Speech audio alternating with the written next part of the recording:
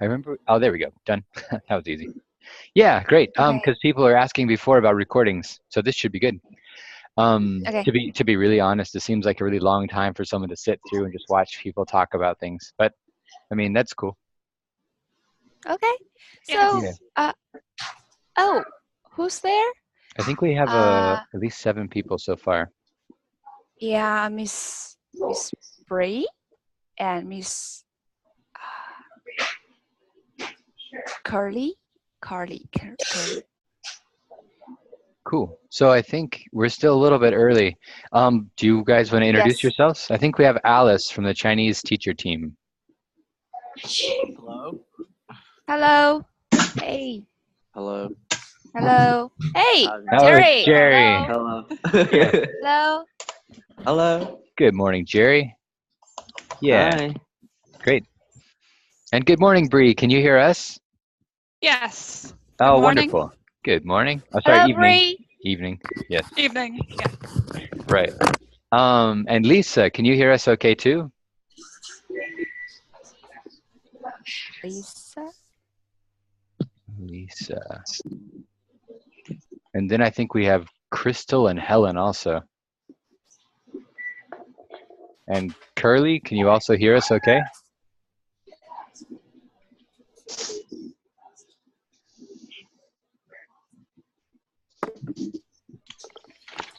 Hmm, great. Hey. Yeah, here we go. Yeah, I think we have a couple more minutes. One thing I think we talked about a little bit last time, which we can review a little bit, was some people are asking about things that you shouldn't talk about in classes in China. And I think Jerry posted something about this on Facebook about kind of these things. Do you want to explain that a little bit more, Jerry? Because after the post, you, Yeah. you talked to me about it and shared your point of view being a Chinese citizen. And I felt that was a really useful kind of exchange. Do you want to talk about that a little bit more? Like why these Yeah. things shouldn't be talked about? Go ahead. Yeah. That's a really good question. And then why? Because those are the awareness of topics where we call the sensitive topics that in China. And then, for example, that about the hand gesturing and then the three T's, religion and stuff. And then as well as the social media. Because why? 'Cause if you talk about those things, for example, from my point of view, is that this is we do monitor the people who are online, Whoa, whoa, and we whoa! talk Sorry. When you say we, what do you mean? like the Chinese government, like Okay, so not the we is public. not you and me, so we're Yeah, not like yeah, monitoring. yeah, yeah, Okay, yeah. Yes, okay, yeah. To thanks. clarify that, that's a good one. Yeah, and that yeah. Like we kind of have like for us a we government thing, and we they monitor something on in China, and then if you like kind of like talk about those like really super go like the way, and then they will like sometimes they will like get you or something. Yeah, it's really we have this call like if you watch this one of the movies called Terminator, we kind of have this Skynet thing. We have like that. Yeah, and then in China like they have monitors everywhere on the streets. So basically, like super securitized. Yeah, and then it's okay that you talk to them, but for example, the three T's, the Taiwan, the Tibet, and the Tiananmen, you can talk about it as in the tourist what's the perspective. Like you can go there to talking about food, Taiwan food. Yes, that's perfect. And because why that we're having for Tibet and Taiwan, we have this little uh, politics like they're going on is super super sensitive thing. And for the Tiananmen Square is that what happened? It was like we called there's the one thing is it was happened was during the 1989 was large like a democratic movement going on, and the Chinese students or back then the Chinese students and are like really like nationalist, I would say. And then during that period they will have they have this good protest going on, and then if you talk about those things they will even the parents know about it. And my parents, for example, they went through it those things like during they have a huge march like a college students over there like do a protest, and then even the tanks like came out, like to get rid of them, like then went over to the city. Okay. Yeah. So you just explained that part, Jerry. So I know it's a very sensitive topic, but how Yeah, do it's you super feel sad. talking about it right now? Like, do you feel like someone's listening in and that, you shouldn't be talking about it?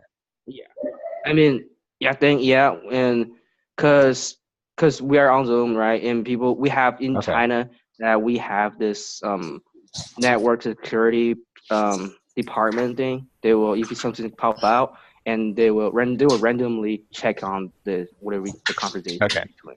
Okay. So I think that the main Yeah. takeaway here is that everything's monitored very closely in China.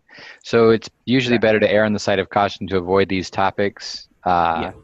And, we're kind of, I guess, as American teachers, since you're not in China, I don't think there's much of a risk to you. But some of the students, depending on their age and what they say about these topics, might cause them some issues in the future. And this is all, it's not like, it's just something to be mindful of. Cool. Just Mhm. interesting. Yeah. Are there any questions about this topic? I think we still have a couple more minutes. Does anyone have any questions about Chinese cultural sensitive topics, or any questions for our panel? I'm sorry.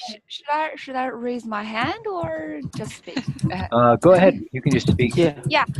Because I guess what Jerry has talked about is called internet censorship, which means we do have this kind of supervision and monitoring mechanism in China. But I doubt it if you guys really know about what he has talked about. The Tiananmen Square issue, is that an issue at all? Because I don't know if you guys know about this, this kind of event on the history. So just to being mind you guys, That's a good question. Does anybody here know a lot about that topic? No, I guess. No, Okay. I don't even really know because I'm one of the post 90s generation, and so I guess I don't even know about it. So I guess you guys don't even know about it. So the kids in China at their age of 12, 13, I don't know. I think maybe they were never raised the question about this kind of event in the history. So yeah. Yeah, and to support on that, I will say, in my opinion about this, that just if you want to talk about the Tiananmen thing, and then you can just talk about how beautiful Tiananmen Square is, just based on that, like as a tourist perspective. For that I think thing. that's a really valid point, and I like that you said that, Jerry, because this is a great way to kind of defuse this topic. Yeah. Because it's a sensitive topic because it's very closely related to events in the past, which most people don't think are appropriate to talk about now. It's hard to think of a parallel in the U.S. because, I don't want to go there because all these things are just taboo in the U.S. too. Yeah. But if you just kind of mention, I have a question. Oh, please go ahead, Bree. Oh, that froze me. Yeah. Yeah, go ahead.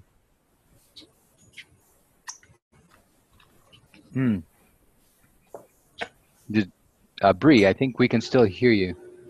Yeah. Almost. Oh, I'm sorry.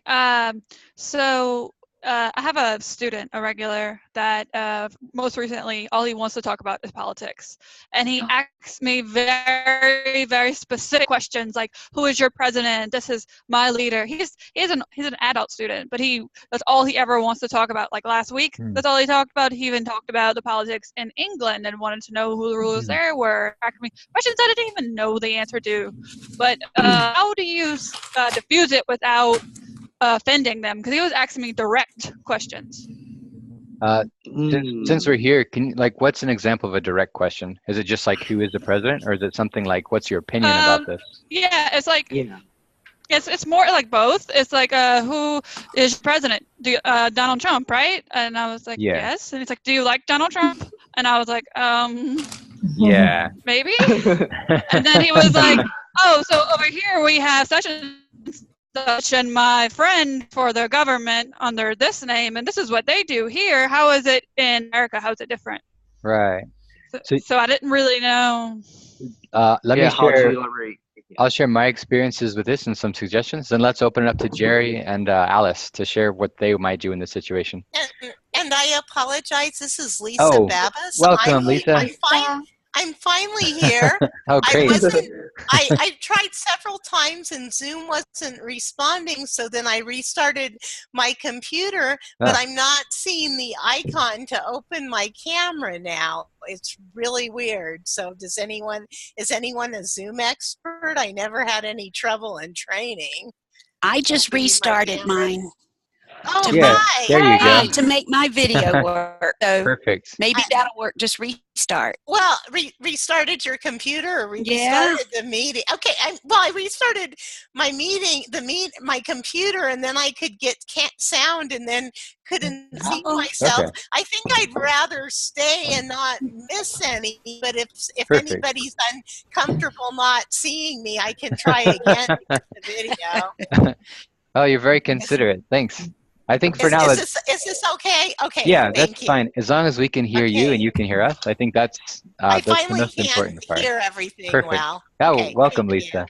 you. To jump back to the question that Bree had, one thing I would do here is when you talk about these things in an opinion as it's solicited, what I see here is an opportunity for kind of a teaching moment to discuss both sides. Welcome. So to talk about kind of both sides, you can say, is somebody, great. Oh, here we go. Great. Okay, there we go. I think we're back. I just muted a few other people. You can unmute yourself if you want to talk. It's totally free.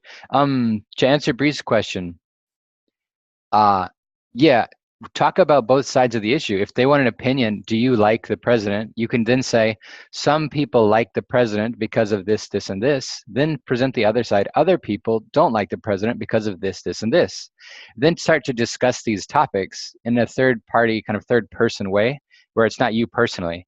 This kind of frees you up to, explore the entire subject if you want to, or to kind of, talk about it without feeling like you're put on the spot to share your specific political opinions. If he really presses you to say, oh, that's great, but other people, what about you exactly? Then you can feel free to say, oh, I don't want to say, or I'm uncomfortable saying, or to be honest, what I usually do to keep things interesting is I just make up the most crazy opinion possible because it's an opinion. That's the joy of having it. You can say, oh, in my opinion, Abraham Lincoln is the best president of the United States ever because, and then you can talk about, other things to support that argument. But if you just step out of it and make it kind of a classroom and teaching environment, it avoids that kind of pressure of now you have to share your opinion with the class or something else. Then the other part of that, talking about politics in other countries, if he's comfortable talking about it, then for me, I wouldn't mind, because he's sharing his opinion. But I'd still view it as an opinion, and I wouldn't view it as a fact. So here you can challenge or you can ask for clarifications here, just to kind of look at that topic in more detail. Jerry and Alice, did you have any advice, like culturally, if somebody wants to talk about culture, is that, politics in China, is that normal? Like talking about other countries' politics?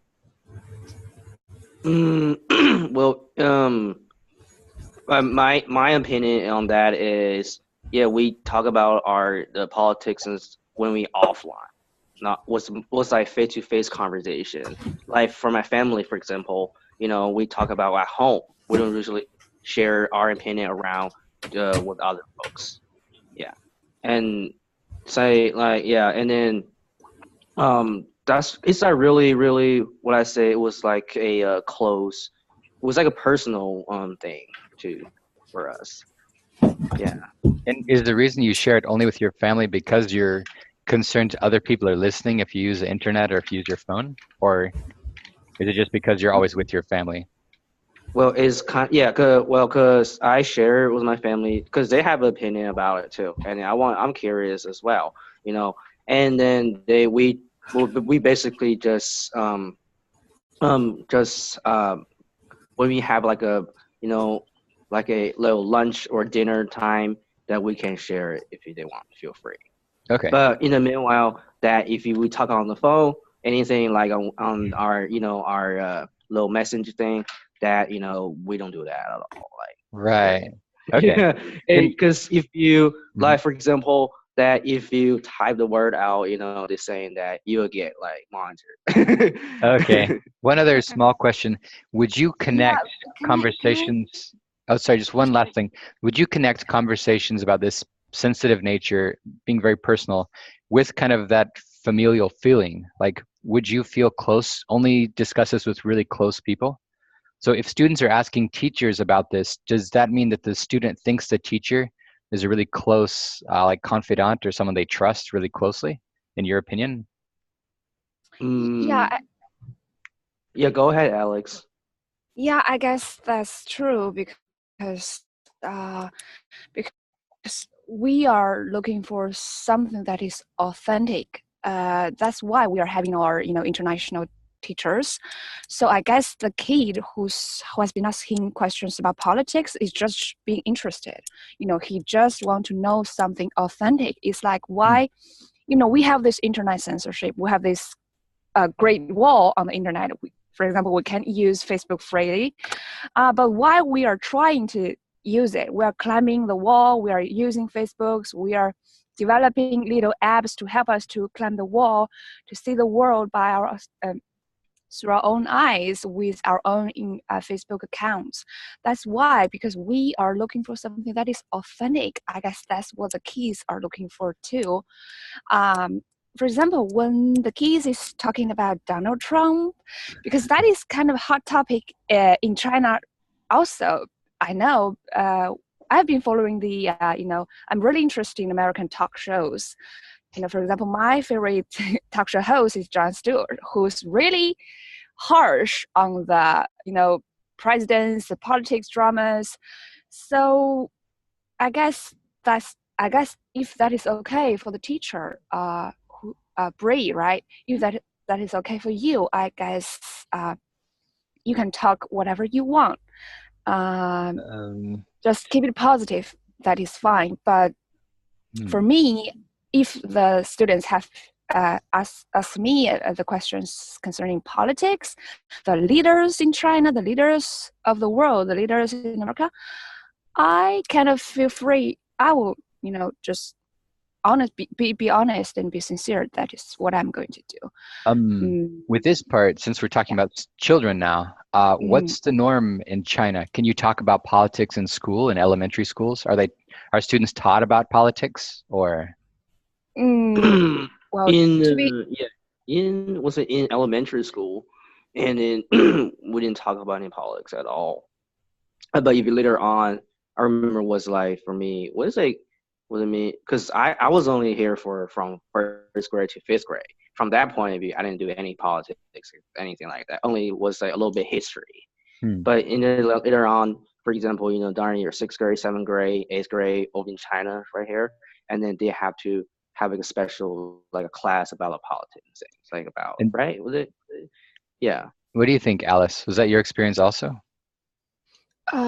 no, because Okay. from my experiences, when I'm talking about politics with one of my teachers, that teacher should be one of my favorite teachers because I trust him or her. I guess we can have this little talk, which I won't have with any other teachers. So, what to me is it's the demonstration of trust. What are the limits for you as a student in China talking to a teacher in China about politics? Are there some red lines you can't cross or some questions you can't ask? Well, that depends. That depends on the, what the teachers think. Okay. Well, to be honest, Okay. there's no such right line for me, but just, maybe just keep it positive. What Okay. I mean is, Certainly. the world is getting better and we love our world and we are doing better and we can, make a difference maybe.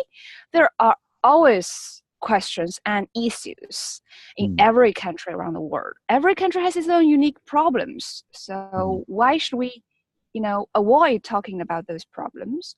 This is a demonstration of weakness rather than strength. Yeah. It also applies to the internet censorship. So very interesting approach. Please. I had one adult student ask me what I thought would help to have the countries find peace together. And I remember I told him that I thought if we could all sit down to one meal, the world would have peace. I said, if we could make one big long table that would extend across all the countries and everybody sit down at one time and we all share a meal, I said, I think the world would find peace. I said, because nobody can argue when they're eating a meal. So I really believe that world peace would come if we could all sit down and share a meal, and he thought that was so funny. And he said, I think you're right, though. He said, because in most cultures, they celebrate through meals. A holiday is celebrated through a feast or through meals. And this happened to be right after China had their, I don't know what you call it, in the fall. I forgot the name of your holiday in the fall. The winter or the fall festival or something like that. And he had been telling me that all of their family had come in and they had this big meal. And that's how the conversation had started. And I said, well, I likened it to our Christmas holiday when all the families come together for a meal. And we both agreed, this is how people celebrate through meal. And this is how we would find world peace. So it goes back to what she just said, we all have to find this common ground. We all have problems. We all have our issues, every country, and like she said, if we just tell these children when they ask us, what, don't look at negatives, look at the positives. That's what I do when they ask me, different questions, about politics or something. I take the route, the poly route and say, well, everything is really good. Look how well we all get along. Import, export, isn't this wonderful? And we move on. So the one I joked and I said, it's great how we're all doing. Every time I pick something up, it says made in China. I said, so I'm thinking we're all getting along fine, and we moved on. So I kind of make, like you do, a joke out of it all and move forward. I like that perspective, look at it in a positive light. I think that's kind of a good theme to kind of run with. At this point, we've talked about politics a little bit. Let's talk about other topics. If you want to type a question in the chat pod or unmute yourself and ask a question, please feel free.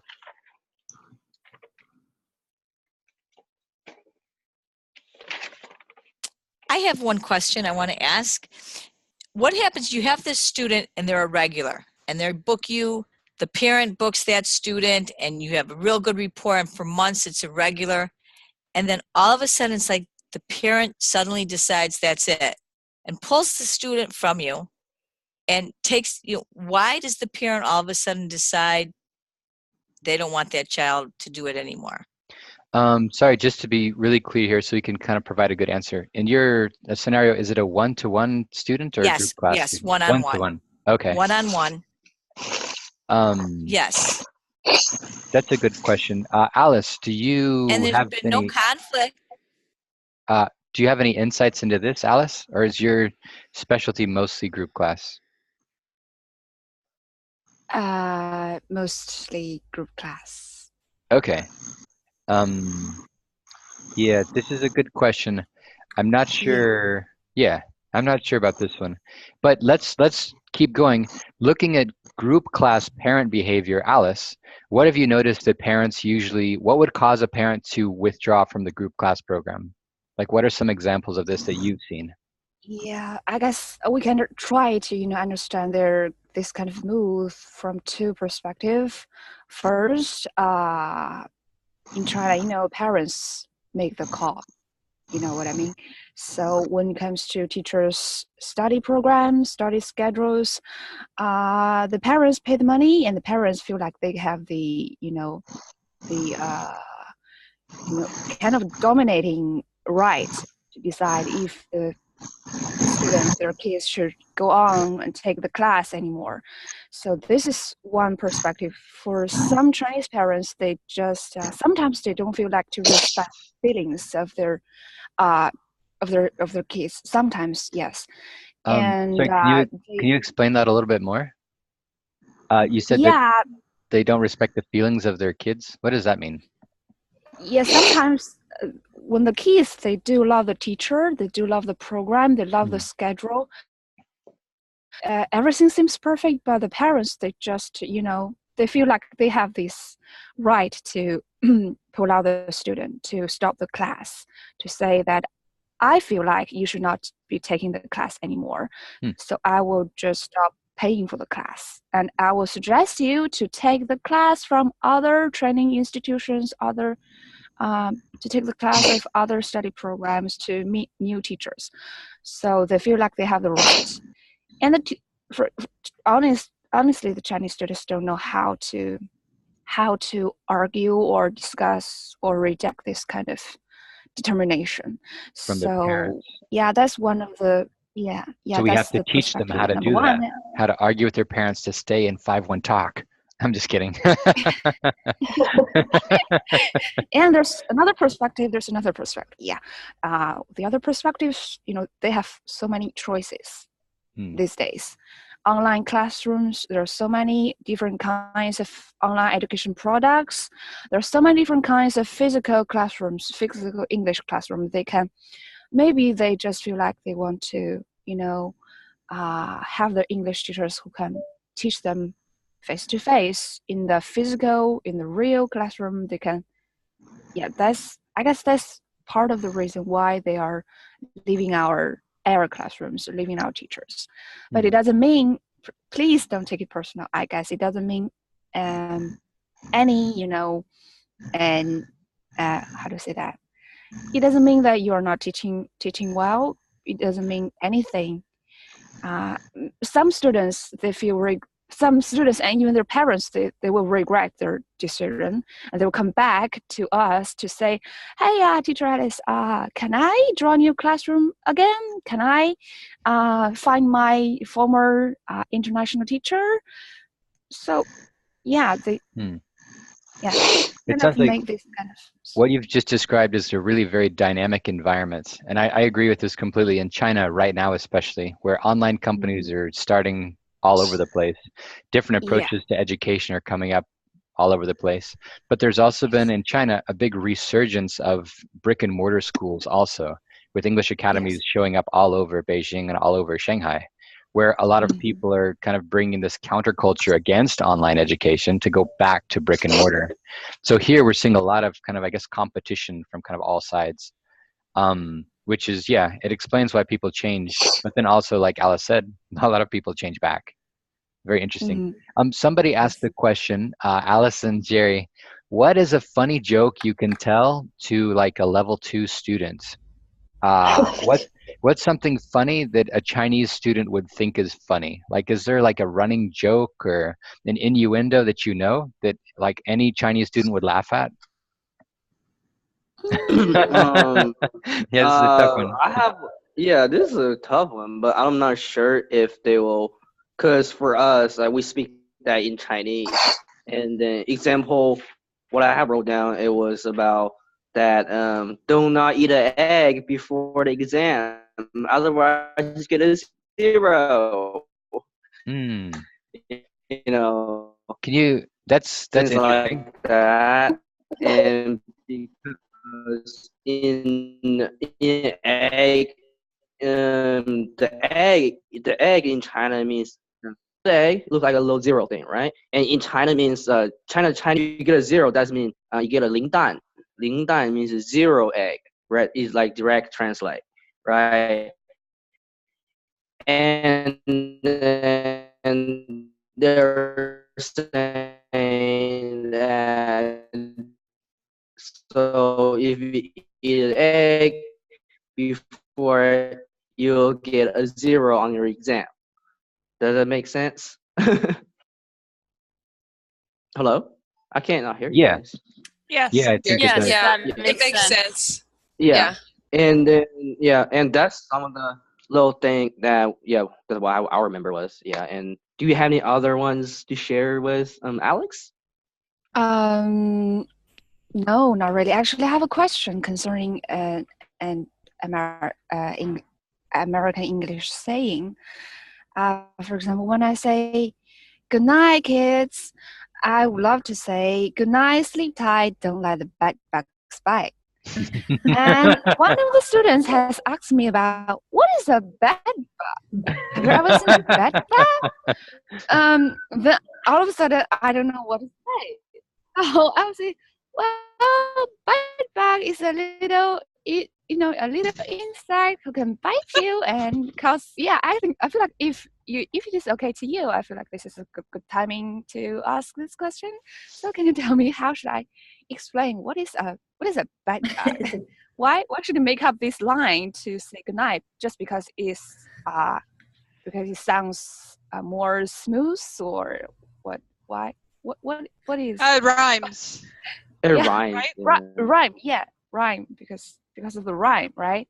Well, and it goes like the Sandman. We used Sandman. to say to the kids, go to sleep because the Sandman's coming. Yeah. And when they wake up and they have little things in their eyes, oh, the Sandman came, and it's a little nursery rhyme type.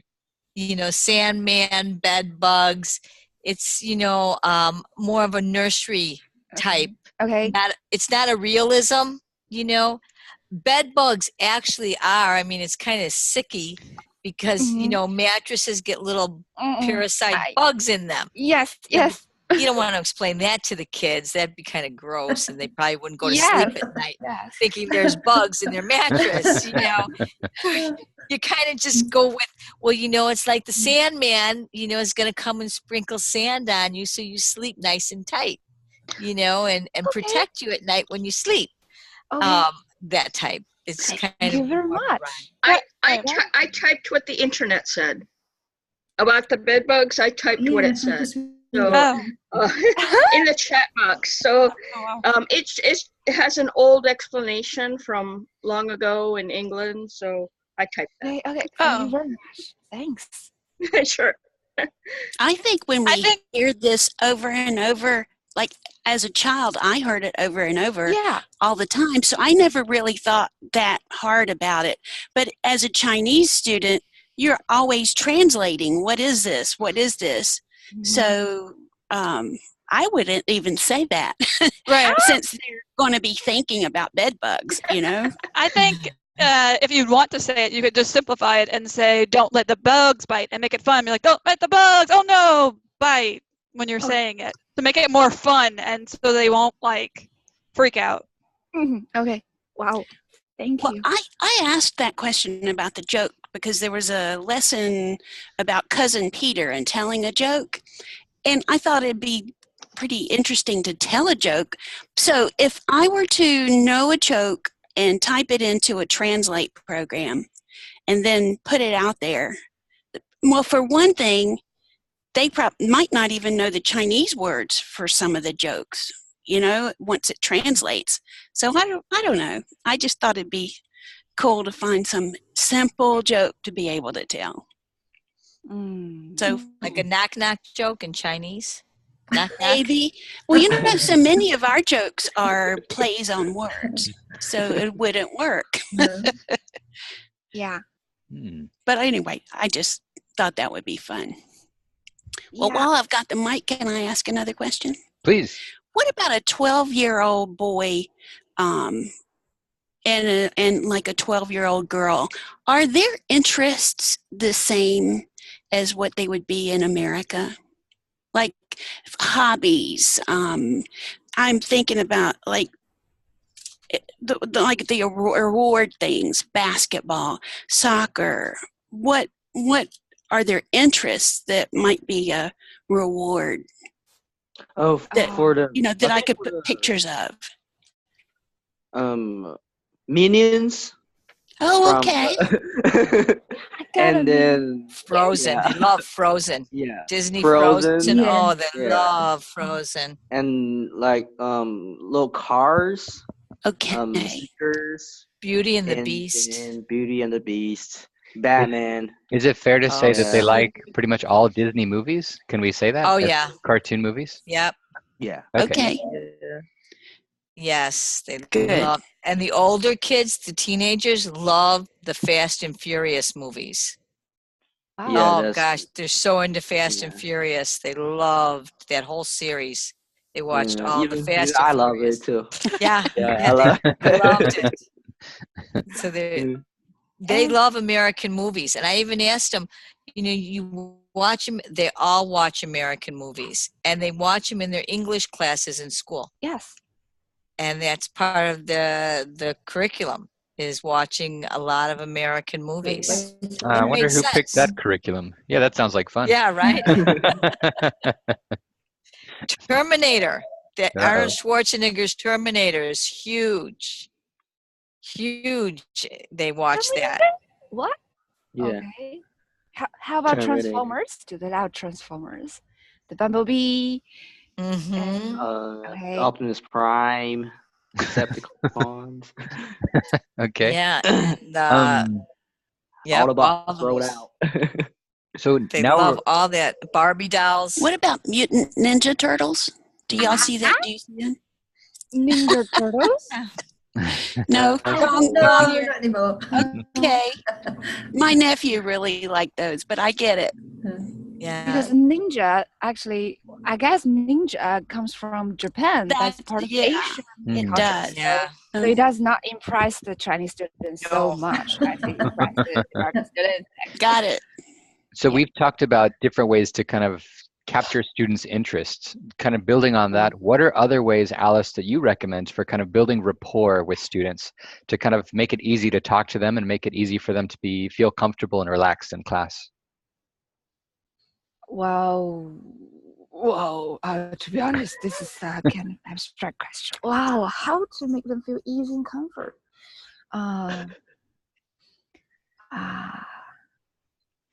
Wait, okay. So Jerry, let do you me, have any opinion? Can I have to? yeah, let me just have- start a little bit. So from my experience, usually using names is essential.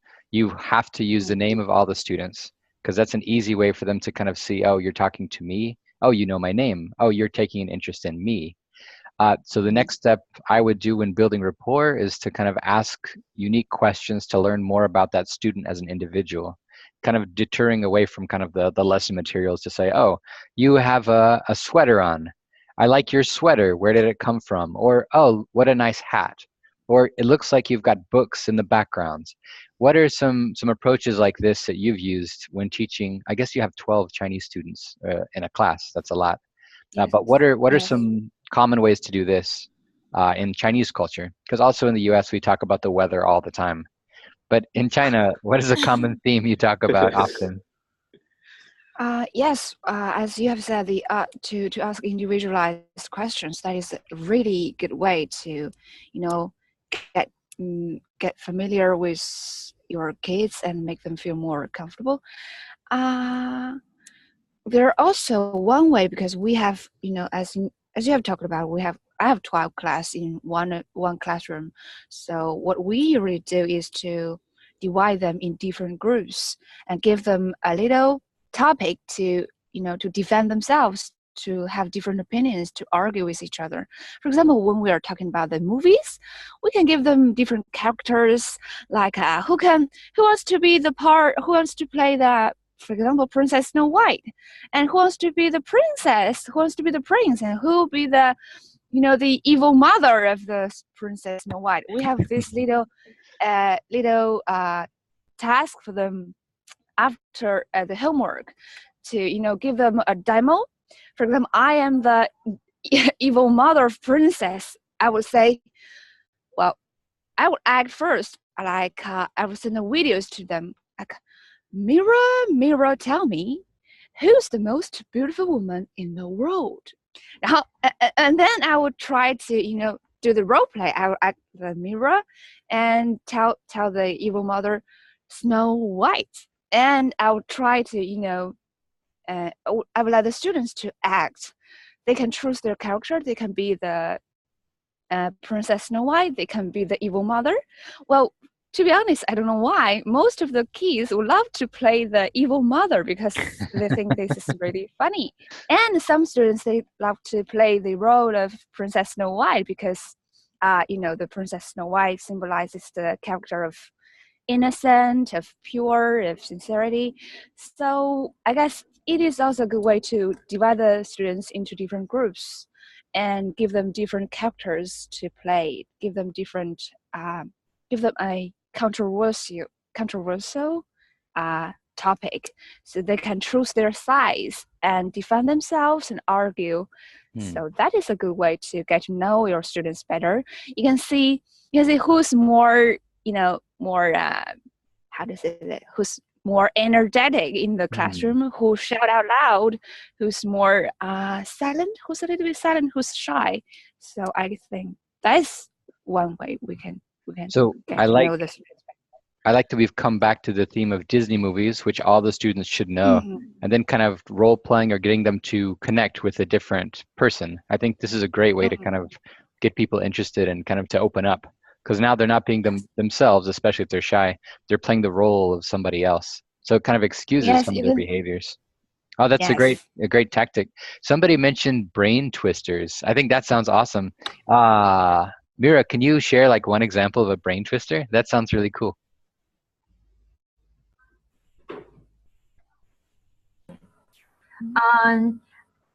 Brain twister.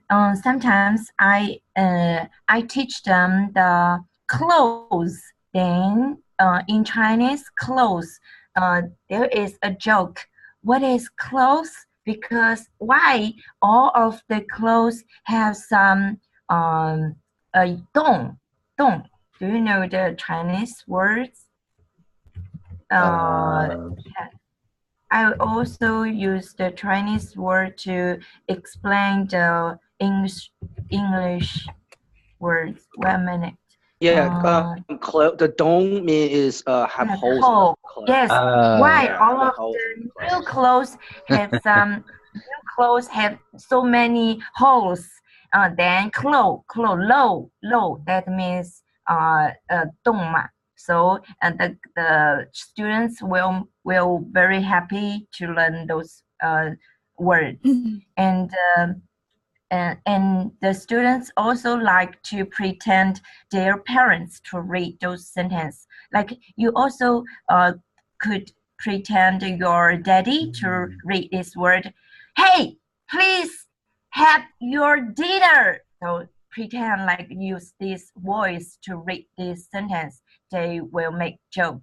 And also you can also make some story. Funny story or scare story, that's okay. I like that a lot. I like the using different voices a lot. But how do you do that? Like, how do you explain that idea to a Chinese student? Do you say, I want you to say this as if you're an old man? Or like, how do you communicate that? No, I just read this sentence directly, use this old man voice. So like, you model it first. Okay, I like climbing the mountain. I like climbing the mountain. Or I will invite the boy to read this sentence in lady's voice. Hello! And I will invite the girl to judge the boy's sentence. How about this boy said, okay, like this. They also make good, make excellent or such words to their classmates. I think that's a good way to encourage all of the students. That's awesome. I like that a lot because it's kind of that unique part. When you say the girls judge the boy's sentence, here, what do you mean? Like, what does that sound like? Yes, I will ask the girl. Okay, how about Kevin's sentence? Is it good or bad? If say yes, very good, and I will give a magic star to her because I think the students to encourage their classmates is a good way to create their confidence to speak English. Yeah, I like that approach a lot because you let other students kind of play a more active role in the class. What did you think of them, then awarding stars that way? So they can feel like, oh, I can help judge the quality and then play a more active role in just being involved. That's great. These are good suggestions. What else? I have a question. Please. So we've had several discussions on Mondays and Wednesdays in these forums about getting to know the kids more and kind of talking off curriculum, like personalizing lessons and that kind of stuff. My question is more of a 5-1 Talk culture question. Like, how much of 5-1 Talk requires us to get to know our students and be really good teachers and connect to them, and how much of 5-1 Talk requires us to do the lesson? Because I find that if I spend the time that you guys are talking about doing to get to know them, unless I do it prior to the lesson time, I don't have enough time to finish the lesson. And then, so which is more important to 5-1 Talk? To get to know the kids and to be this really connected teacher, or to finish the material that's been required to do? This is an excellent question. I like it a lot. Alice, do you want to share, and Mira, your points of view? Yeah, I think some parents also told me about this issue before. Most of the parents want the foreign teacher to teach the students to talk about their daily life. Yes, that's good. And but we need to talk. We need to teach the lesson material first. And based on the lesson, we extend the knowledge near to their daily life. That's a good point. Yes, like today we learn I would like to, right? Today we learn the sentence pattern, I would like to. Then in the lesson material is I would like to watch TV, I would like to play basketball. But actually in their daily life, maybe they just, I would like to play computer games, or I would like to go to the park. I would like to travel in Chengdu and go to see the Zhujiangyuan. Then that's their daily life.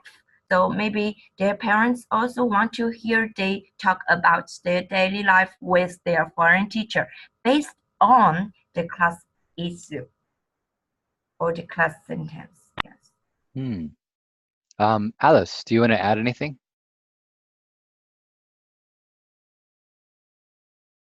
Okay. Yeah, sure.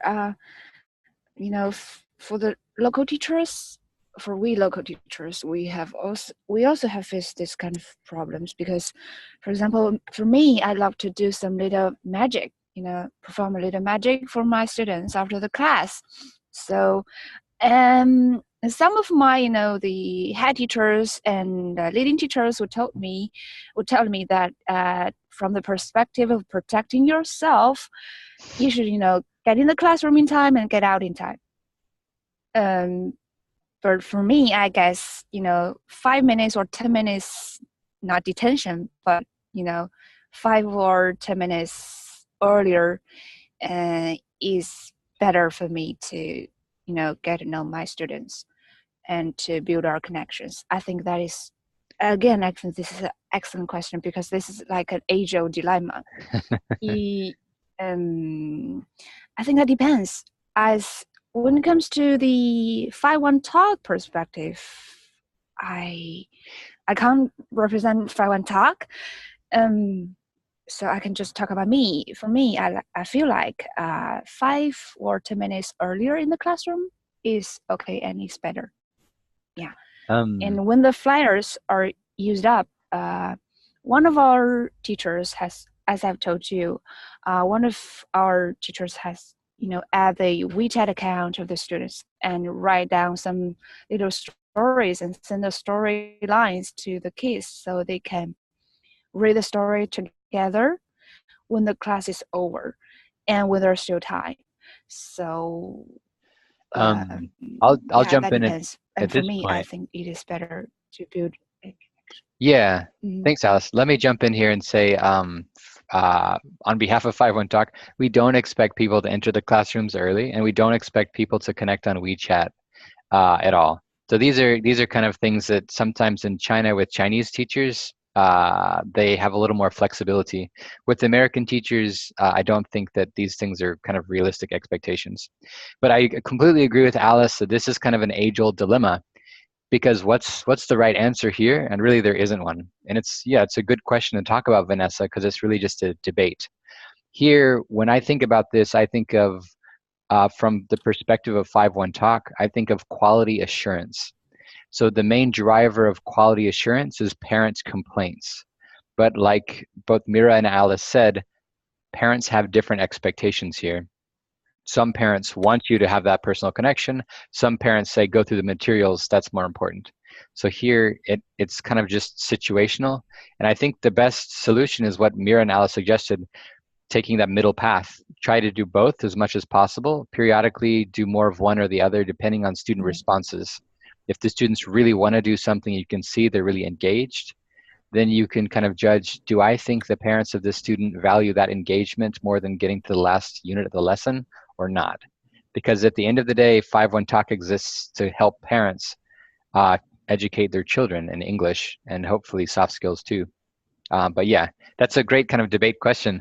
And just before we move on, Alice, can you share some magic with us? I didn't know this. Yeah, sure. Really? You really want to see? Yeah, that sounds really cool. Okay. Okay. Oh my God. I don't know how to see. I don't know how to, explain this in English. Okay, now, do you have a napkin? Do you really want to see this?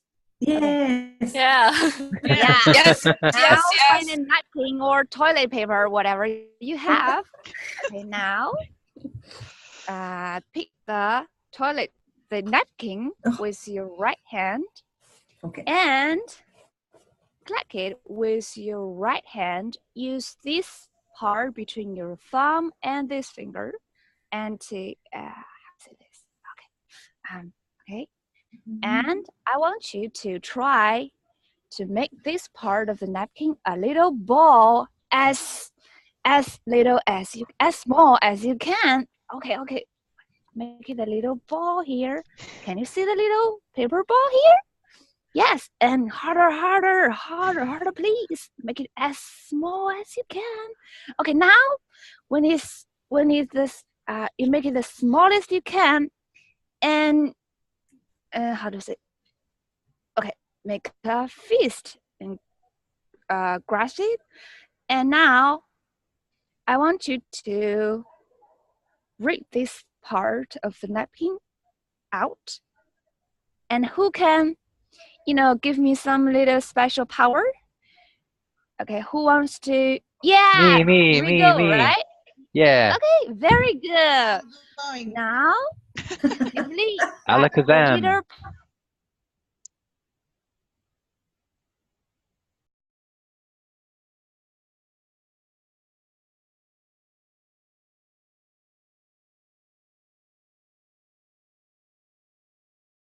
paper ball will disappear. 3, 2, 1, go. Yeah, so today, okay, now everybody find a napkin with teacher Alice, please. So that's it. That's it. Yeah, I'm so sorry. I don't know how to explain this magic. You were very good. Do you guys want to learn how to do this? Or Yes. yes? Yeah, let's do it. Yeah. Okay. So this is very easy. Okay, now. Okay, look, you have this napkin here. And step 1, show the napkin. And step 2, teach your student how to collect this napkin with this finger and this finger. And then you tell the students to make a little paper ball as small as they can and show them. And this time it is still in your hand, right? It's in your palm. And then you say, try to make it as small as you can, and use your voice to distract them. And you just, ripping it now. Yeah, I'm ripping it now. And, just leave it on the desk and say, okay, now you can, grasp it, and Grab then it? grab it. I'm sorry, and then tell them to pull this out. Actually, it is already, there's already nothing in your hand, in your palm. So take this out, and someone who wants to, give me a little magic, give me a little magic air, magic breath. Okay, and it will disappear. So wow. Oh, well done. That's great. Thanks. Thank you. That's it. Well, thanks for sharing, Alice. I like that a lot. Very creative. You don't have to like put on a show, but do you have a lot more small things like that you do on a regular basis, or is that just the only one? Oh. Okay. Let's do one more if everyone's okay with that. Okay. Yeah. Sure. Great. So guys, so teacher Alice can swallow this coin. Do you believe me? I can swallow the coin. Okay. Now everybody look. This is a coin in my palm. So teacher Alice is going to swallow it up and pull it back from my neck. Okay. Which sounds a little bit disgusting. Okay. Now, do you believe me? Teacher Alice is going to eat the coin. Okay. Oh. Okay. Now teacher Alice is going to take my coin from the back of my neck. Ow. Ouch. Yeah. Here we go. Yeah, that's a little another. Yeah, very good. Don't try this at home. What? Yeah, this one's. I'll tell the students never try by themselves. Good idea. Yeah. So this is also very simple one. Did you find out what did I do? Did you? You left it back there and brought back your fingers like this, right? Yes. Nice. Yes. So this coin is a little bigger than I need. You can find a smaller coin, smaller than this one, and you can cover it with these two fingers. So try to cover it. So when you say I can swallow it up and take it from the back of the neck, you have already put it on the back of your neck, and then you take your finger back and try to make the students feel like you still have the coin in your hands. So you swallow it up and you take it back from the neck, which here it is already on the back of your neck. So that's it. Perfect. Yeah, thanks again, Alice. We're happy you could share. Nice. You. Magician. We have about 10 minutes left. At this point, I'm really curious about the experience of Mira and Alice. Since they work with students and parents all the time, I don't think our American Academy teachers get the chance to work with parents or actually understand what parents say. So what would you guys like to share, or some of the things that you've heard a lot from parents? It can be positive or negative, or just kind of feedback in general. Then we can talk about that. I think that would be useful. Yeah. One of the most commonly seen problem now is that the parents will ask questions like, why did you change my foreign teacher again? So who's the one who can, stick around and teach my students constantly, teach my kid constantly? So we have this kind of problem. The parents would like to, would like one teacher to teach their kids constantly. So when you say this, do you mean one American teacher or one American teacher and one Chinese teacher? Both. Okay, both. So I think this is a little more complicated than it sounds on the surface. And in your example, are you talking about free trial parents who complete the 2 weeks of free trial, then have a regular teacher, or mostly regular? Okay. Yes. As we have talked about, there is, the classroom, the teaching quality gap. So they feel sometimes a little bit disappointed. And so they feel like, can I get my former, American teacher back? Right. Because my kids love her or him very much, and it also exists in the group class, in the constant group class. Sometimes we will change the teacher, and the parents will complain about, why did you change my my children's American teacher again? What happened? What's the reason? Certainly. I think part of this can come back to some teacher events that happen in teachers' lives which cause absences for, you know, sickness, illness, or something else, which we understand can happen. But I think a lot of this also comes back to free trial teachers. Then when the students sign up, they get a different regular class teacher. Yes. Okay. So I guess it's important to be mindful of how things work right now. Just if you're a regular group class teacher, expect that your parents have high expectations from the free trial teacher. And if you're a free trial teacher, just be aware that a different teacher will continue teaching with those students moving forward. Can I ask something on that subject? Please. Yes. I'm a free trial group teacher, and I want to become a regular group teacher. But I asked support, how do I go from free trial to regular?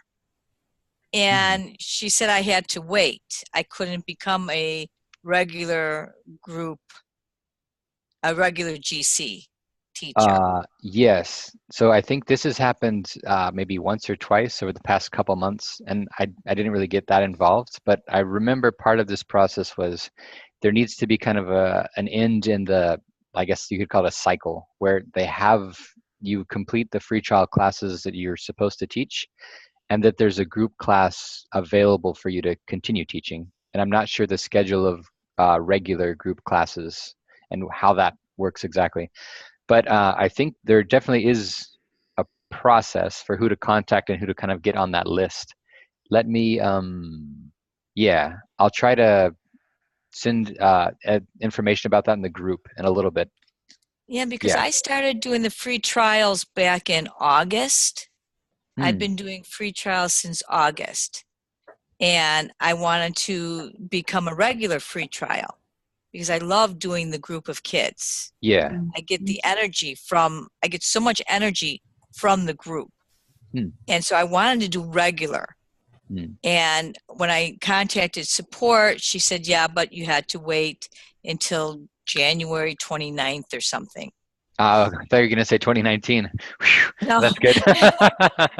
Good. So, but yeah, I would love to switch over. I would do both or to, switch over.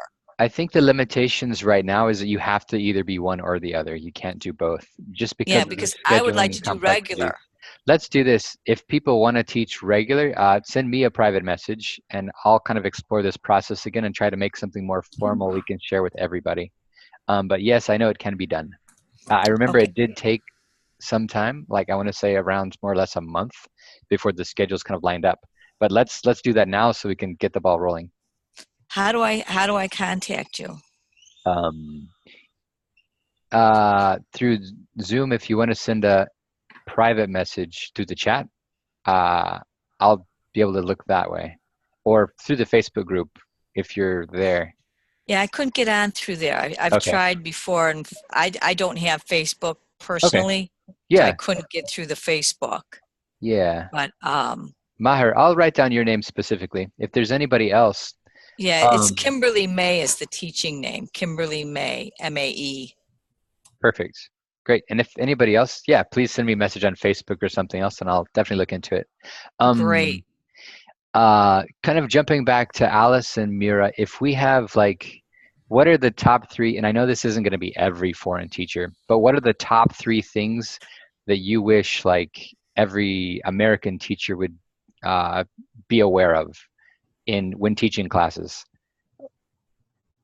Okay, so one example I've heard of in the past is in some cases the teachers don't choose on all the students equal numbers of times. Teachers have favorite students, so don't do that.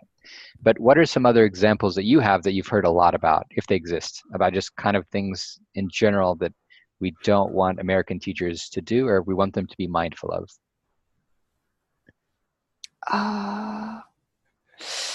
Top 3, well, to be honest, I didn't Yeah. receive very much complaints from the parents recently.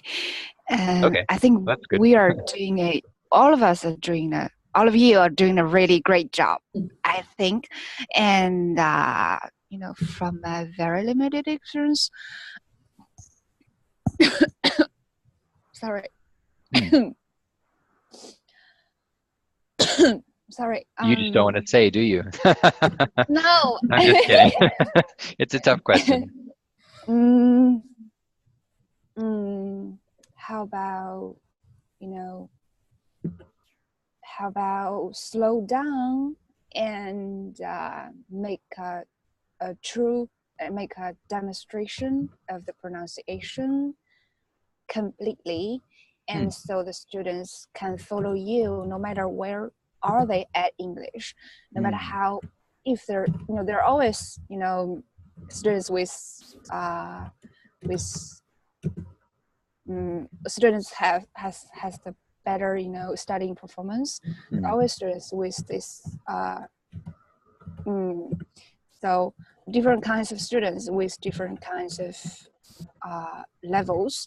So I guess one suggestion from me is to try to take care of every students with different English grades and levels, and try to engage them all, and try to slow down a little bit, and so they can hear the teacher clearly and they can understand the instructions clearly, so they can follow and do the practice and speak out loud.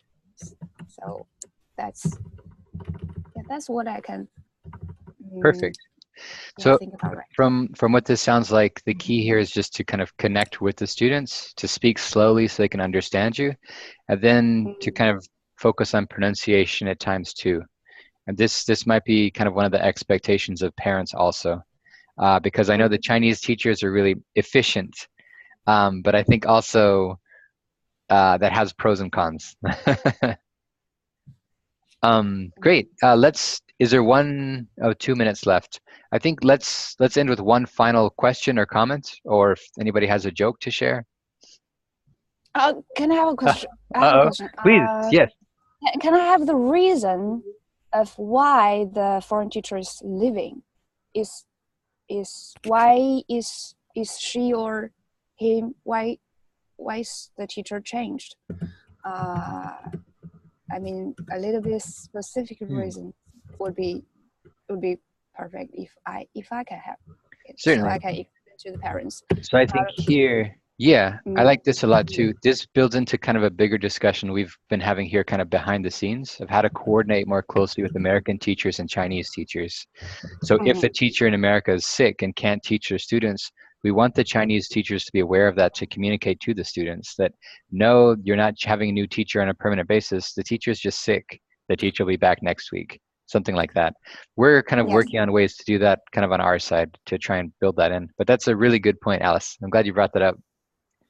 And I know Jerry has a joke for the end, right? Jerry, put you on the spot. Do I have a joke? Oh, you're a very comical fellow. I don't. What, do I have a joke for this? Let me see. So you had the one example of you don't eat eggs before an exam. Do you have one more example here of kind of just a funny thing that you could say? Sometimes that on Darian for the picture that I show on Facebook that I posted out that in China red is a super lucky and represents lucky and happiness, right? And from the other hand, we do have something that for if you write something that in red, like right, and then it can be a curse letter or a death row for a criminal. Wait, so if you write names in red, then it's something bad. Write names in red. That is super bad. It's like super taboo. They will get like cursed out, like they will get killed or something. If you write like your name on it and you get killed, and there's something will bad happen. Okay, that's not quite a joke, but good to know. That's Don't good write to know. student names in red, or they'll feel cursed and like they're gonna die. Only the teachers can in China. Only the teacher can do it in red. They can grade them with a red pen. Okay. So I think the connection here with red is that red is used for grading and marking, and in the past it was used to write down people's names who are going to die. Now they've got that super dark note. No, go ahead, Jerry. Did you have a joke? Yeah, and joke is, oh man, let me see. And can I please ask a question while he's saying? Yeah. So I just wondered if you were talking about trying to connect the Chinese teacher with the international teachers or the American Academy teachers or whatever. Would there be a way to create a forum or a Skype or something where the Chinese teacher can sit down with the American teachers that are going to be teaching like lessons 2 and 3 and 5 and 6 of the group sessions and talk about the students and talk about what they're struggling with and help the American so that there's continuity in the classes. So the Chinese teachers get to know these 12 kids and get to know which ones are struggling in what areas. And if they could pass that information along to us, then we could take that information into our classroom and continue that process with the kids. And there'd be more communication, there'd be more continuity in the classroom. And, we'd have a way to, there would be like certain American Academy teachers would be directly connected to certain Chinese teachers and would just become more consistent all across. It would solve some of the kid problems, the parent problem. I mean, it just seems like if we connect directly to people, maybe you could partner, certain Chinese teachers with certain American teachers and then have them work together. Initially, yeah, that's a really good question and kind of a good concept. Like, I think this would benefit everything. The students learning because there's more communication between the different teachers teaching the same students. Here, the logistical complications are the main obstacle to kind of that approach. But one of the big things we're looking at is we have a one-to-one program that's really kind of well developed. But with the group class program, we didn't take key parts of it yet. The lesson memo serves a purpose to keep records of the student's performance and for teachers to include notes and footnotes on that student's performance. Building in kind of a lesson memo system is something we've already started talking about. I don't think they've even started planning it, but this would start to do that to allow more communication about specific student behavior between the American teachers and the Chinese teachers in kind of an asynchronous way where you can type something and then someone else can read it whenever they have time, and vice versa. The other part, which we have already kind of put on the drawing board, is a student feedback system. Once again, with one-to-one lessons, there's a rating system that's automated that students can use to give feedback directly to teachers. This is really helpful for teachers to just see what students are saying, if they have other interests or if they have specific concerns about classes. The plan is to build this similar system for group classes. So each group class teacher can leave feedback. Each group class student or parent can leave feedback for teachers about specific lessons. So you can read that, oh, this parent feels like you neglected Tommy in this class. Maybe Tommy was misbehaving. You can leave that note for the Chinese teacher to read to see, oh, let me talk to the parent about Tommy misbehaving so the parent understands why Tommy didn't participate more in that class. So those are two examples of things we have kind of on the drawing board. But to be honest, it's not like a short-term thing. Building those things will take months. But yeah, those are very good points, and they're definitely needed things to kind of make bigger improvements. Yeah, I think, that's a better note than writing in red and hoping bad things happen to people. Good. Yeah, thanks for sharing. I think today we're pretty much out of time, but I want to thank everybody for coming, and especially Mira and Alice and Jerry for attending and for bringing these insights and magic tricks, which I didn't expect. Yeah. This is really great and a good use of time. Yeah. Jerry, please. I got a Chinese joke now. Yeah. Oh, okay. Okay, here you go, guys. What do you call a Chinese a billionaire? So what do you call a Chinese a billionaire? The answer is cha-ching.